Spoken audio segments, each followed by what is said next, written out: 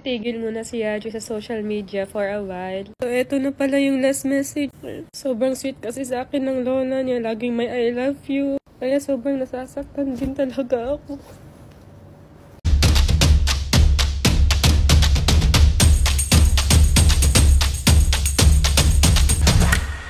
Hey guys, so yun guys, ako muna mag-update sa inyo about kay Yaji.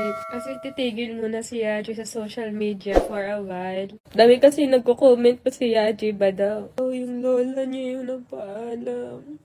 So ngayon guys, andun si Yaji sa kanila, sa lola niya. Ayaw niyang umalis sa tabi ng lola niya kasi lola's boy kasi si Yaji. Kasi yung lola niya kasi yung nagbalaki sa kanya at nagkasama niya simula nung bata siya. At sobrang nalulungkot din ako kasi sa lola niya, naramdaman ko din yung pag-alaga ng isang lola. So, eto na pala yung last message ni lola niya sa akin. Sobrang sweet kasi sa akin ng lola niya. Laging may I love you. Kaya sobrang nasasaktan din talaga ako.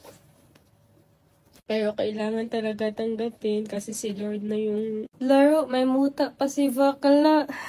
Kaya kay Bobby, condolence sa'yo. Love na love kita. Lagi lang ako andito sa tabi mo. Hindi kita iiwan. Sa pamilya ni Bobby, condolence din. Lagi lang ako nandito para sa inyo. Love na love ko kayo. Hilamos na sana ako. Tapos nakita ko, naiwan ni Bobby yung sabon niya na Ishin. Dadalhin ko na lang kasi di pa naman yun naliligo kapag hindi ganito yung gamit niyang sabon.